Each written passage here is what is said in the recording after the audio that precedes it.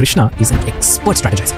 Krishna uses the Pandavas and the Kauravas as a pretext to wipe the earth clean of all those kings that are living dharma. और क्या यही कारण है कि आज तक मथुरा के जितने भी एक्सकवेशन हुए हैं वहाँ पे कृष्ण के स्त्रियां जब गर्भवती और संतान की कामना करने वाली होती हैं तब वे ये पर्व मनाती हैं। यह बहुत ही पूजनीय पर्व है। When it comes to Krishna, if you study his entire life, it's likely that you will find yourself feeling more connected to one part of his life than the other part. Absolutely. And that's often a reflection of you yourself. Krishna is a heartbeat. Krishna avatar. Fun.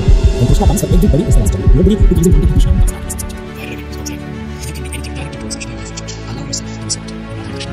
They will take you wherever you are meant to be. Whoever you are to be. They will find your place. Life is then very finished. Radhe Radhe Radhe. नमो बुद्धाय साथियों, स्वागत है आपका सम्यक culture पे। साथियों, आज से मैं एक नया सीरीज शुरू करने जा रही हूँ जिसमें खूब ज़बरदस्त डिबेट भी मिल सकता है, कुछ रिसर्च भी मिल सकता है।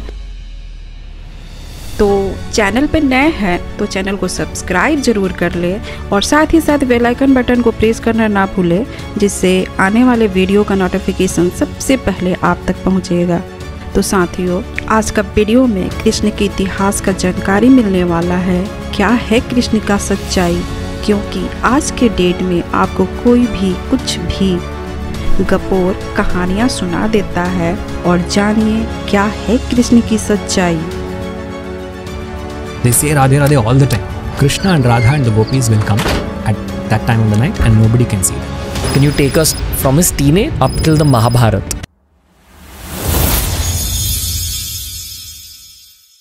भारत वालों ने तो अपना नहीं संभाल के कुछ भी रखा, लेकिन इसकी नोट्स जो हैं एज इट इज मिल गए। तो ये क्या लिखता है, अब कृष्ण, हम चूंकि आज फोकस हैं कि हम कृष्ण पे ही चर्चा करेंगे तो हम कृष्ण की ही बात निकालेंगे। तो ये बहुत मोटी किताब है, बहुत मोटा नोट्स है, इतनी डिटेल्स में लिखा है इस बंदे ने कि देखकर आपको भी आश्चर्य होगा। यार आज के समय में भी कोई ऐसा इतना विद्वान नहीं होगा जो इतनी डिटेल्स में लिखे, जितनी डिटेल्स में। इसी से आप समझ सकते हो कि कितना प्रकांड विद्वान था। तो अभी हम जो यहाँ पे चर्चा करेंगे वो करेंगे कृष्ण की। अब इसकी पूरे नोट से क्या पता चला कि कृष्ण नाम का कोई व्यक्ति, कोई भगवान उस समय था ही नहीं। हाँ, इसने एक चर्चा किया कि एक था जिसका नाम था वासुदेव, और ये वासुदेव वो नाम था जो बुद्धिस्ट जातक कथाओं में, जो घत जातक कथा है जिसका चरित्र वासुदेव का है, उससे मिल रहा था, सेम इट इज। और आज क्या जो कृष्ण है उससे भी उसका मैच कर रहा है वो सारी चीजें। कहने का मतलब ये है कि बुद्धिज्म में भी कृष्ण नाम नहीं आया, उसमें भी नाम आया है वासुदेव। और अलबरूनी भी जो लिख के गया था वहां पे भी नाम आया वासुदेव। तो इससे ये पता चला कि उसके समय तक, इवन 11वीं सदी तक भी कृष्ण नाम नहीं आया था। अच्छा, एक बार चर्चा किया होता तो समझ में आता, कहीं तो नाम लिख देता, तो हर जगह उसने वासुदेव ही नाम लिखा। ध्यान दीजिएगा, हर जगह उसने वासुदेव यानी बुद्धिज्म की जो जातक कथा का नाम था वो लिखा, और उसने कृष्ण कहीं पे चर्चा नहीं किया। तो ये क्या लिखता है यहाँ पे ध्यान दीजिएगा, चूंकि जो भाद्रपदा है यानी कि भादो जिसको कहते हैं पाली में, कॉमन लैंग्वेज में, उसमें मनाया जाता है कृष्ण का भादो। आप जानते हैं कि जो बुद्धिस्ट कैलेंडर होते हैं, ब्राह्मणिज्म का अपना कोई कैलेंडर ही नहीं है, और आज आप जिसको हिंदू कैलेंडर कहते हैं दरअसल वो बुद्धिस्ट का कैलेंडर है। तो आपको पता है कि दुनिया के हर एक धर्म जो होता है उसका अपना एक कैलेंडर होता है, यहाँ तक कि मुस्लिम्स के भी अपने कैलेंडर हैं हिजरी, ईसाइयों के ग्रेगोरियन, हर एक का, रोमन्स ने भी अपने कैलेंडर बनाए। तो बुद्धिज्म के कैलेंडर, ब्राह्मणिज्म का कोई कैलेंडर नहीं है। तो आप जिसको हिंदू कैलेंडर समझते हो, चैत वैशाख जेठ अषाढ़, दरअसल वो बुद्धिज्म का कैलेंडर है। आप शक संवत को हो, आप मालवा संवत या विक्रमी संवत को, वो बुद्धिस्ट के कैलेंडर है। तो उसमें जो भादो मंथ होता है, भाद्रपद कहते हैं, इसी में दो पक्ष होते हैं, एक कृष्ण पक्ष एक शुक्ल पक्ष। ठीक है, तो जो कृष्ण पक्ष होता है, शुक्ल पक्ष दोनों में समान होता है, चाहे शक संवत हो या विक्रम संवत हो, दोनों में समान है, बस कृष्ण पक्ष का अंतर होता है। तो कृष्ण पक्ष आता है इसमें पहले शक संवत में, और उसमें बाद में आता है। तो अब देखें यहाँ पे क्या होता है, ये कहता है कि हाँ नहीं, शुक्ल पक्ष पहले आ जाता है शक संवत में, और उसमें बाद में आता है विक्रम संवत में। तो यहाँ पे क्या होता है कि भादो में जो कृष्ण पक्ष है उसमें आएगा अष्टमी के दिन जन्मदिन मनाया जाता है कृष्ण का। लेकिन इस किताब के अनुसार वासुदेव का मनाया जाता है, कृष्ण का नहीं। यानी कि ब्राह्मणिज्म ने बाद में बड़ी चतुराई से बुद्धिज्म का जो वासुदेव नाम था उसी नाम को लेकर थोड़ा नाम बदल के कृष्ण कर दिया। और जहां मन किया वहां वासुदेव कहा, जहां मन किया वहां कृष्ण कर दिया, कृष्ण नाम से प्रचार कर दिया। और कृष्ण का एक्चुअल मतलब जो है संस्कृत में काला होता है। कैलेंडर में भी कृष्ण का मतलब काला ही होता है, याद रखिएगा। होता है ना शुक्ल पक्ष और कृष्ण पक्ष। कृष्ण मतलब काला, जिसमें अमावस्या रहती है, काली अंधेरी रात, और पूर्णिमा जो शुक्ल पक्ष होता है उसमें जो चंद्रमा होता है उसमें लाइटिंग होती है, तो उसको शुक्ल पक्ष कहा जाता है। तो इससे भी आप समझ सकते हैं कृष्ण मतलब काला, यानी इन्होंने काला कहा। अब ये चक्कर क्या है इसको जरा समझिए। क्या कहता है, भाद्रपद के मास में जब चंद्रमा 10वें नक्षत्र मघा में होता है तब वे एक पर्व मनाते हैं जिसे वे पितृपक्ष, यानी अभी जो पितरों का पिंड वाली जो बात चल रही है पहले उसकी बात आती है, अर्थात पितरों का आधा मास कहते हैं, क्योंकि चंद्रमा के इस नक्षत्र में प्रवेश करने की घटना अमावस्या के समीप होती है। वे पितरों के नाम पर 15 दिन भिक्षा वितरण करते हैं। तो ये उसने दिखाया है कि पितर जो होते हैं उनके लिए 15 दिन तक खाना पीना खिलाते थे, ये बात आती है। और फिर यहाँ पे नीचे लिखता है, तीसरी भाद्रपद को स्त्रियों के लिए हरबाली का पर्व होता है। यानी इसी भाद्रपद जो है उसमें तीसरा जो दिन होता है उसकी बात चल रही है। उनके यहाँ रीति है कि कुछ दिनों पहले वे टोकरियां में सब प्रकार के बीज बो देती हैं, और जब वे बढ़ना प्रारंभ कर देते हैं तब उन टोकरियों को सामने ले आती हैं। वे उन पर गुलाब के फूल और सुगंधियां फेंकती हैं और रात भर एक दूसरे के साथ खेलती हैं। तो ये 3 तारीख को होता है, तीसरी को, अष्टमी को नहीं, तीसरी को। दूसरे दिन सवेरे वे उनको पुष्पकर्णियों पर ले जाकर धोती, स्वयं स्नान करती और दान देती हैं। अब जरा याद कीजिए कि क्या 3 तारीख को इसी भादो में ये चीज हुई थी।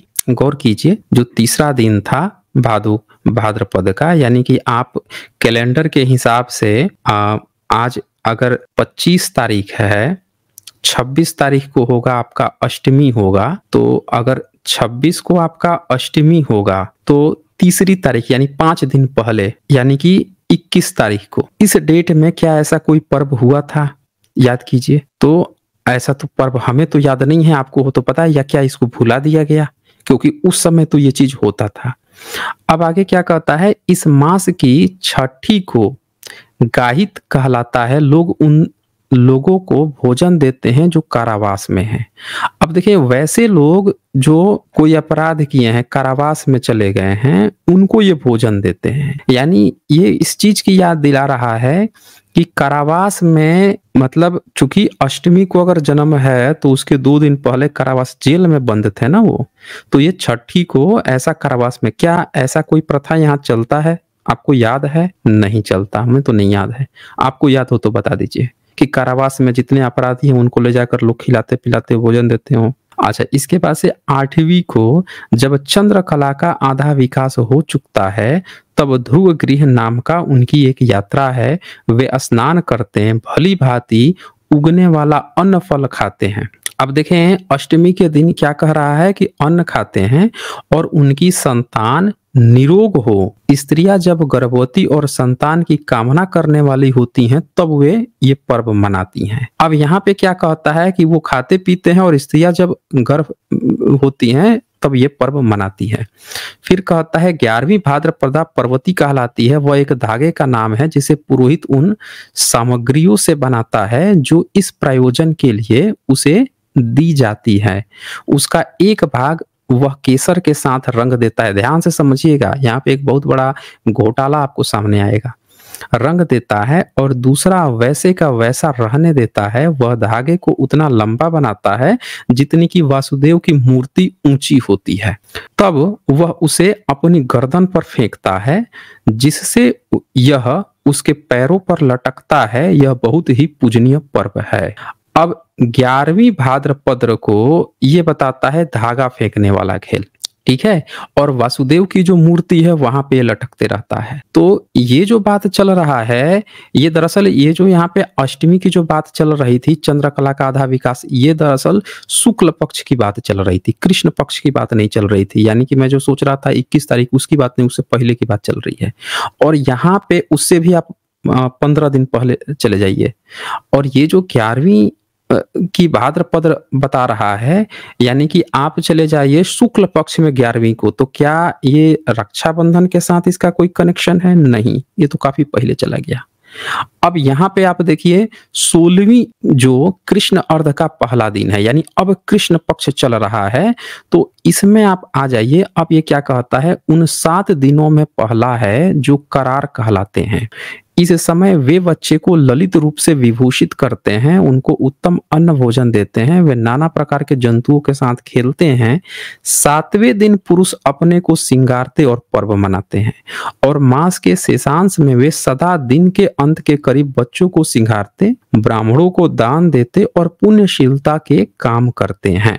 फिर कहता है, जब चंद्रमा अपने चौथे नक्षत्र रोहिणी में होता है, तब वे इस समय की गुनाल हिद कहते हैं। वे वासुदेव के जन्म पर हर्ष से 3 दिन उत्सव मनाते हैं और एक दूसरे के साथ खेलकर आनंद करते हैं। अब ये बात यहाँ पे आप देखिएगा, इसने ये नहीं कहा कि अष्टमी के दिन ही आपको मनाना है, बल्कि इसने ये कहा कि चंद्रमा जब अपने चौथे नक्षत्र में रोहिणी में होता है, उस दिन को ये मनाते हैं। तो ये कभी कभी अष्टमी के दिन, जो अष्टमी के दिन आप मनाते हैं कृष्ण जन्माष्टमी, किसी किसी दिन अष्टमी के दिन भी पड़ सकता है, और किसी दिन नहीं पड़ता था। तो ये इसने बताया है कि कृष्ण का नहीं बल्कि वासुदेव का ये लोग मनाते थे, और ये 3 दिन तक चलने वाला पर्व था। लेकिन यहाँ पे जो सबसे ध्यान देने वाली बात क्या है कि ये हर साल नहीं आता था, ठीक है ना, हर साल ये नहीं होता था। अब आप सोच रहे होंगे कि 11वीं सदी में अगर इसने कहा है कि वासुदेव की जन्मदिन का, तो इसका मतलब कृष्ण तो बहुत पुराने हो गए। तो हम आज आपको ये भी चेक करके बताएंगे कि वासुदेव कितने पुराने हैं, और वो कृष्ण नाम क्यों नहीं ले रहा है। ये बार बार वासुदेव का तो नाम ले रहा है, तो क्या ये वासुदेव किसी क्षत्रिय कुल के वासुदेव थे या बुद्धिज्म के ही थे, वो भी हम आपको फैक्ट चेकिंग करके बता देंगे, ताकि किसी को किसी तरह का कोई कंफ्यूजन ना रहे। तो यहाँ पे आपको एक चीज तो यहाँ पे मिल गया कि भादों में ही कृष्ण पक्ष में वासुदेव का जन्मदिन मनाते थे, 3 दिन उत्सव चलता था। ये सब लोग नहीं, कुछ लोग ऐसा करते थे। तो आइए अब हम आपको इस चैप्टर के बाद से अब आगे चलते हैं एक दूसरे चैप्टर में, जहां आगे बात आएंगी। जैसे ये 75 परिच्छेद है, उपवास करने का तरीका जिसमें बताया गया है उपवास कैसे किया जाता है। तो अब यहाँ उपवास करने की जो तरीके हैं उसको जरा ध्यान से देखिएगा। यहाँ पे क्या कहता है कि 11वां विशेष रूप से वासुदेव को प्रिय है। जो 11वां तारीख होता है, 11 तारीख, आप एकदम ध्यान से समझिएगा। यहाँ पे अलबरूनी ने क्या लिखा, पाठकों को साधारण रूप से जानना चाहिए कि प्रत्येक मास के शुक्ल अर्ध के 8वें और 11वें दिन उपवास के दिन हैं। इसने ये बताया कि हर महीने में जो शुक्ल होता है, शुक्ल पक्ष का, उसका 8वां तारीख और 11वां जो तारीख है वो उपवास किया जाता है। समझ रहे ना, ये क्या कहता है, उपवास किया जाता है। तो इसका कनेक्शन 8 तारीख का 11 तारीख का कहाँ से है? क्या बुद्धिज्म से है? क्या सम्राट अशोक ने भी ऐसा कुछ कहा था कि आपको 8वीं तारीख को? आखिर क्यों 5वीं सदी में फाहियान ने अष्टमी 8 तारीख, अष्टमी के दिन ही ये चीज इनको देखा था कि अष्टमी के दिन ही ये चलती थी, बुध की यात्रा निकलती थी। आखिर क्या कारण था? तो यहाँ पे इसके बहुत सारे कनेक्शंस हैं जो हम लोग सामने लेकर आएंगे। फिलहाल यहाँ पे आप देख लीजिए कि ये क्या कहता है कि 11वें दिन, 8वें और 11वें दिन उपवास के दिन है। 3 दिन ले रहा है, 8वें दिन, 9वें, 10वें, 11वें। खैर ये तो 4 दिन हो गया। तो अब यहाँ पे सिवाय लौंद के मास की अवस्था में एक मास छोड़ देते थे जिसको अशुभ मानते थे, बाकी के 11 मास में ये करते थे। फिर कहता है 11वां विशेष रूप से वासुदेव को प्रिय है। जो 11वां दिन है, अष्टमी नहीं, 11वां जो दिन है वो वासुदेव को बहुत प्रिय है, क्योंकि माहूर पर, अब माहूर जो आज का मथुरा है, उस समय मथुरा नाम नहीं था, उसको माहूर लिखा है। माहूर पर अधिकार कर लेने पर जिसके अधिवासी पहले प्रत्येक मास में एक दिन इंद्र का पूजन करते थे। अब ये ध्यान से समझिएगा, पहले जो वहां के लोग थे मथुरावासी, वो क्या करते थे? इंद्र का पूजन करते थे। इंद्र कौन है? क्या ये वेदों का इंद्र है जिसके लिए यज्ञ हवन किया जाता है, या फिर ये इंद्र जो है बुद्धिज्म की जातक कथाओं का शक्र है, इंद्र है जिसको सारे मथुरावासी बुद्धिज्म को मानते थे, और बुद्धिज्म को मानने के कारण जो शक्र था वहां का, राजाओं का राजा जो शक्र था, उसको मानते थे। और क्या यही कारण है कि आज तक मथुरा के जितने भी एक्सकवेशन हुए हैं वहां पे कृष्ण के कोई सबूत नहीं मिले, बल्कि बुद्धिज्म के ही मिलते हैं। ब्राह्मणों के हवन कुंड के नहीं मिले, बल्कि की शक्र जो ये इंद्र है इससे रिलेटेड मिलते हैं जो बुद्धिज्म के हैं। तो ये बड़ा ध्यान देने वाली बात है। और क्या 7वीं सदी में जब भारत में वेन सॉन्ग आया था तो उसको स्तूप बने हुए मिले इंद्र के? तो ये भी आपको ध्यान देने का, स्तूप क्यों बनते थे भाई? क्या वो बुद्धिस्ट का ही था? तो ये बहुत सी ऐसी कड़ियां हैं जो आपको जोड़कर देखनी होगी कि 11वीं सदी में कैसी चीजें 7वीं सदी में इंद्र का स्तूप है, लेकिन यहाँ पे लिख रहा है कि वो इंद्र का पूजन करते थे, यानी कि 7वीं सदी और उसके बाद तक भी इंद्र को बुद्धिज्म का ही पार्ट था। तो क्या इंद्र जो बुद्धिज्म का पार्ट था उसको हटा के 11वीं सदी तक वासुदेव को थोपा जाने लगा था? ये बात। दूसरी बात कि यज्ञ हवन ब्राह्मण करते हैं, लेकिन ये क्या कहता है कि जिसके अधिवासी, अब मथुरा के जितने अधिवासी हैं वो प्रत्येक मास में इंद्र की पूजा भारत में आज भी कोई नहीं करता। तो क्या ये इंद्र जो है बुद्धिज्म का शक्र था? और जब वहां पे 11वीं सदी तक क्या ब्राह्मणिज्म वहां पे आ गया था जिसने इंद्र की पूजा छुड़वा के और वासुदेव की पूजा शुरू करवा दी, जिसको कृष्ण बाद में कहने लगा। अब ये क्या कहता है, उसने उन्हें उस पूजा को बदलकर 11वें दिन कर देने की। तो पहले प्रत्येक मास में हर महीने में एक दिन लोग इंद्र की पूजा करते थे, शक्र की, लेकिन इन्होंने जब वहां पे सास पकड़ लिया, अधिकार कर लिया, तो इन्होंने क्या किया, तारीख 11वां दिन कर दिया कि नहीं 11वें दिन अब तुम लोग करोगे या वासुदेव की करोगे। तो ज्यों ही लोगों ने ऐसा किया, इंद्र ने क्रुद्ध होकर जल प्रलय के सदृश उन पर वर्षा करना आरंभ कर दिया। अब यहाँ पे ये वो वार दिखाया जा रहा है। फिर कहता है ताकि उनको और उनकी गौओं को दोनों को नष्ट कर डाले। किंतु वासुदेव ने अपने हाथ से एक पर्वत उठाया और उसकी रक्षा की। अब यहाँ पे वो गपोड़ वाली कहानी आ गई कि पानी बरसने लगा तो वासुदेव ने पहाड़ ही उठा लिया ऊपर और उठा के बचा डाला। किंतु वासुदेव ने अपने हाथ से एक पर्वत उठाया और उससे उसकी रक्षा की। पानी उसके चारों ओर इकट्ठा हो गया परंतु उसके ऊपर नहीं गिरा और इंद्र की प्रतिमा दौड़ गई। अब ये क्या लिखते हैं अनुवाद में, इंद्र की प्रतिमा दौड़ गई, टूट गई, ये क्या की गई?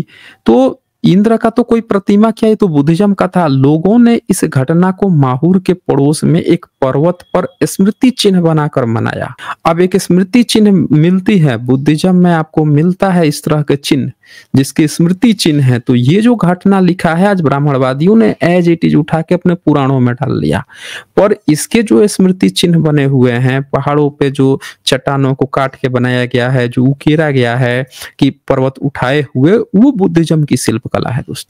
यानी कि ऐसा प्रतीत होता है कि 11वीं सदी में जब अल-बिरूनी इसको लिख रहा था तब तक वो जो बुद्धिज्म के प्रतीक चिन्ह थे उनकी कहानी जो है ब्राह्मणों ने अपनी तरह से फिट करने की कोशिश शुरू कर चुके थे और अपने ढंग से उसको बता रहे थे। एकदम क्लियर कट कंक्लूजन है।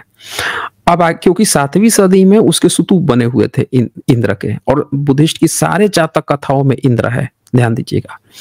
लोगों ने इस घटना को मथुरा में बना लिया, ठीक है, इसीलिए वे एक दिन बहुत ही सूक्ष्म सुचिता की अवस्था में उपवास करते हैं और रात भर बाहर रहते हैं। उसको वे एक आवश्यक क्रिया समझते हैं, यद्यपि वास्तव में यह आवश्यक नहीं है, फिर भी वो करते हैं। किस दिन? 11 तारीख को, 11वें, मतलब अष्टमी जो लोग मना रहे हैं इसकी बजाय 11वीं को। खैर आगे अब देखते हैं।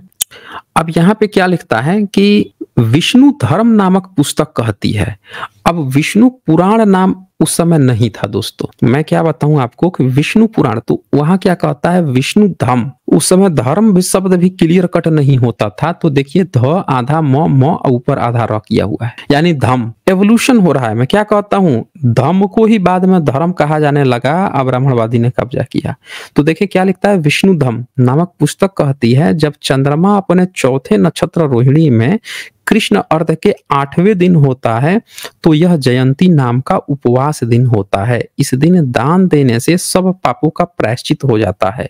यह बात स्पष्ट है कि उपवास दिन की यह अवस्था साधारण रूप से सब मासों पर नहीं किंतु विशेष रूप से भाद्रपद पर ही लागू होती है। अब वैसे तो नियम था कि हर मास में, लेकिन ये मनाते किस में है, तो सिर्फ भाद्रपद पे ही, क्योंकि वासुदेव इस मास में और इस दिन उत्पन्न हुआ था। अब यहाँ पे फिर से वही क्वेश्चन आएगा कि जब 11वीं सेंचुरी में पब्लिक ने ये जब दावा किया कि भाद्रपद में अष्टमी के दिन पैदा हुआ था, तो उस समय जब ये मनाया जा रहा था तब कौन सा कैलेंडर चल रहा था, बुद्धिस्ट कैलेंडर, बुद्धिस्ट शक संवत चल रहा था। अगर ये कैलेंडर विक्रमी संवत होता, ध्यान दीजिएगा, अगर ये कैलेंडर विक्रमी संवत होता तो ये फिर 1 महीने का अंतर आ जाता, सीधे 1 महीने का अंतर। क्योंकि आपको पता होना चाहिए कि जो शक संवत है, तो शक संवत में पहले आता है शुक्ल पक्ष और कृष्ण पक्ष आता है बाद में, और जो विक्रम संवत है उसमें कृष्ण पक्ष पहले आ जाता है और शुक्ल पक्ष बाद में। तो दोनों का शुक्ल पक्ष कॉमन होता है, 15-15 दिन का अंतर। और ये त्योहार मनाया जाता है कब, ये मनाया जाता है कृष्ण पक्ष में, तो सीधे 1 महीने का अंतर आ जाता है। यानी नॉर्थ इंडिया में जो लोग शक संवत इस्तेमाल कर रहे थे या विक्रमी संवत इस्तेमाल कर रहे थे, और साउथ इंडिया में जो लोग शक संवत इस्तेमाल कर रहे थे, दोनों 1-1 महीने के अंतर पे मनाते हैं। पर यह अंतर नहीं था, इसलिए नहीं है क्योंकि ये बुद्धिस्ट कैलेंडर शक संवत से मनाया जा रहा है। खैर है तो दोनों बुद्धिस्ट कैलेंडर, पर शक संवत तो एकदम भारत का नेशनल कैलेंडर भी है। तो इससे आप इनकी चोरी पकड़ सकते हैं। बहुत डेप्थ बात है, थोड़ा सा इसको समझने की आप कोशिश कीजिएगा। दोनों अवस्थाएं अर्थात चंद्रमा का रोहिणी में होना और दिन का कृष्ण अर्ध पक्ष का 8वां होना विविध कारणों से, उदाहरणार्थ वर्ष को अधिक कर देने से, और इस कारण से नागरिक वर्ष चांद्र समय के साथ साथ नहीं चलते, तो इससे आगे बढ़ जाते हैं या पीछे रह जाते हैं। बहुत से वर्षों में केवल एक ही बार हो सकती है, तो बहुत से साल में कभी आगे पीछे भी खसक जाता है। एक कभी ऐसा होता है कि अष्टमी के दिन ही वो रोहिणी चल के उसमें आए, इसकी वो जिक्र कर रहा है। अब हम आपको कुछ और पॉइंट्स दिखाते हैं कि आज का जो यादव समाज है उसने अपने को कृष्ण से क्यों जोड़ लिया, इसके पीछे क्या कारण। भाई जब आप फाहियान वेनसोंग की किताब पढ़ते हैं तो उसमें आप पाते हैं कि यादव वर्ग तो पूरी तरह बुद्धिस्ट था। यादव लोग तो स्तूप बनाते थे। कनिष्क जो था वो एक यादव ग्वाले लड़के को देखा स्तूप बनाते हुए, उससे इंस्पिरेशन लेके वो बन गया। सुजाता तो ग्वाला थी, जिसका जिक्र कर रहा है कि ग्वाला थी, तो वो बुद्ध को बोली थी कि मैं पहला शिष्य आपकी बनूंगी। तो उसका तो प्रॉपर ये लोग बुद्धिस्ट थे इनके राजा। और एक 18वीं सदी का एक अंग्रेज लेखक लिख के गया है कि उसने 18वीं सदी में देखा था कि जो महिंद थेर जो भिक्षु थे उनके यहाँ ग्वाला समाज, निषाद समाज, वो सब लोग जाते थे, उनको अपना पुरखा मानते थे, पूजा करते थे। वो सम्राट अशोक की पीढ़ियों में से आते हैं। तो वो थे ब्राह्मणिकल ग्रंथों में यादव समाज को या आभीर समाज या ग्वाला समाज को काफी नीचा दिखाने का प्रयास किया गया। तो उसने अचानक से कृष्ण से अपने को कैसे जोड़ लिया, उसके क्या कारण है। तो उसका कारण भी यहाँ से आपको एक ट्रेस मिलता है। जब मैं इसको पढ़ रहा था तो एक बात जो मुझे लगी, जो ऐसा बताने की कोशिश करती है कि कहीं ना कहीं इससे इनका रिलेशन है, पर उसको बताने से पहले एक और पॉइंट मैं आप लोगों को दिखा दूं। यहाँ पे ये कहता है, वही पुस्तक कहती है कि जब चंद्रमा अपने 7वें नक्षत्र पुनर्वसु में मास के शुक्ल अर्ध के 11वें दिन, तो यह अटज नाम का उपवास दिन होता है। अब उपवास किसको कहते हैं, आप रात को खा लिए हैं, सुबह से लेके शाम तक अगर नहीं खाए हैं, ठीक है, सूर्योदय से पहले, सूर्योदय के बाद और सूर्यास्त के पहले अगर आप दिन भर नहीं खाएं, इसको उपवास कहते हैं। और बहुत तरीके हैं, वो सब मैं आपको बताऊंगा, पर उपवास इसको कहते हैं। जो 24 घंटे अगर नहीं करता है उसको कुछ और कहते हैं, ठीक है ना, वो उपवास नहीं कहलाता है। तो कहता है 11वें दिन जो अर्च नाम का उपवास होता है, यदि मनुष्य इस दिन ईश्वर भक्ति से काम करेगा तो जो कुछ चाहता है उसको प्राप्त करने में वह समर्थ हो जाएगा, जैसा कि सगर, ककुतस और दनमहार की अवस्था में हो चुका है। फिर कहता है चैत का 6वां दिन सूर्य के लिए पवित्र उपवास दिन है। अब ये ध्यान देते जाइएगा आप लोग, चैत का 6ठा दिन। अब आपने जो छठ पर्व मनाया जाता है, जो बिहार उत्तर प्रदेश के लोग होंगे, अब तो सारे राज्यों में हो गए हैं, उनको पता होगा एक चैतिया छठ होती है और छठी के दिन वो सूर्य की उपासना करते हैं लोग। ये भी बुद्धिज्म का पर्व है, उस दिन उपवास रखते हैं। उसका भी जिक्र अल-बरूनी ने किया है कि जो दिवाली के बाद छठ मनाई जाती है उसका नहीं जिक्र किया, लेकिन उसने चैतिया छठ को जिक्र किया है, जो बुद्धिस्ट का पर्व है उसका उसने जिक्र किया है। और सूर्य का उपासना बुद्धिस्ट लोग करते थे। फिर कहता है आगे, वो मैं आपको दिखाने की कोशिश करता हूं। आषाढ़ के मास में जब चंद्रमा अपनी 17वीं राशि अनुराधा में होता है, तब वासुदेव के लिए एक पवित्र उपवास दिवस होता है, जिसे देवसिनी अर्थात देव सो रहा है कहते हैं, क्योंकि यह उन 4 मासों का प्रारंभ है जिसमें वासुदेव सोया था। दूसरे लोग यह शर्त लगाते हैं कि मास का 11वां दिन होना चाहिए। अब यहाँ पे ये ध्यान दीजिएगा दोस्तों, ये क्या बात चल रही है। आप लोग पूछते हैं ना कि जब बरसात का मौसम आता है तो देव सोने चले जाते हैं, खरवास लग जाता है, किसकी बात हो रही थी। अब यहाँ पे 11वीं सदी में ब्राह्मणों ने अपने विष्णु धर्म किताब में ये कहानियां बना ली थी। असल हकीकत क्या है, उसके पहले के जितने लेखक थे या जितने भी स्कॉलर्स थे, उन्होंने उस चीज को बताया था कि बुद्धिज्म अपना प्रचार प्रसार इन महीनों में नहीं करता था। बुद्धिस्ट मॉन्क्स जो होते थे वो अपने केव्स में चले जाते थे, क्योंकि बरसात से पूरा पानी भर जाता था, तो उसको कहते थे कि देव सोने चले गए हैं। ब्रह्मनिज्म ने 11वीं सदी तक ये कहानी अपनी किताबों में बना ली थी और उसको वासुदेव से जोड़ दिया था कि वासुदेव सोने चले जाते। भाई वासुदेव जगे हुए हैं क्या, सोने चले जाएंगे, बताइए। तो ये कहानियां, यहां से मैं क्या कहता हूं कि ये जो ट्रांजिशन पीरियड है, आप सोचते हो ना कब अचानक से बदला है, तो ये पूरे बदलने का टाइम मैं बता रहा हूं, क्योंकि 7वीं 8वीं सदी तक भी बुद्धिस्ट के लिए ये था और अचानक से 11वीं सदी में बोलता है कि ब्राह्मणों ने अपनी किताब में ऐसा ऐसा लिखा हुआ है। अब ये देखें, यह स्पष्ट है कि ऐसा दिन प्रत्येक वर्ष नहीं आता। वासुदेव के उपासक इस दिन मांस, मछली, मिठाई और स्त्री समागम से परहेज करते हैं। अब ये जो देवता सोने चले जाते हैं, इसमें क्या करते हैं कि वासुदेव के उपासक जो है मांस मछली छोड़ देते हैं। तो आप ये जो सुनते हो ना कि सावन में नहीं खाना चाहिए, नहीं खाना चाहिए, ये भी कहाँ से उठाया है? सब चीज बुद्धिज्म से उठाया है, सब टू कॉपी, क्योंकि देव चले गए हैं सोने के लिए। और स्त्री समागम से परहेज करते हैं और दिन में केवल एक ही बार खाते हैं। वे भूमि पर बिना कुछ बिछाए ही सोते हैं और पृथ्वी से ऊपर उठी हुई खाट का उपयोग नहीं करते, यानी जमीन पर सोते हैं। तो ये सारी जो पर्व त्योहार है, बड़ी डिटेल्स में। एक और बात जानकर आपको हैरानी होगी कि राम की चर्चा ही नहीं है, अनंत दुर्गा पूजा की इसमें चर्चा है। उसने हर एक चीजों का इसने बड़े डिटेल्स में खूबसूरती से उसने लिखा है, लेकिन यहाँ पे आपको पता चलेगा कि वो उन लोगों का नहीं है, यानी राम जो है और बाद में क्रिएट किया गया है। अब ये देखें आगे क्या लिखता है। जब इस मास में, भादो मास की बात चल रही है, चंद्रमा रोहिणी में हो तो वासुदेव के जन्म के लिए उपवास का दिन होता है।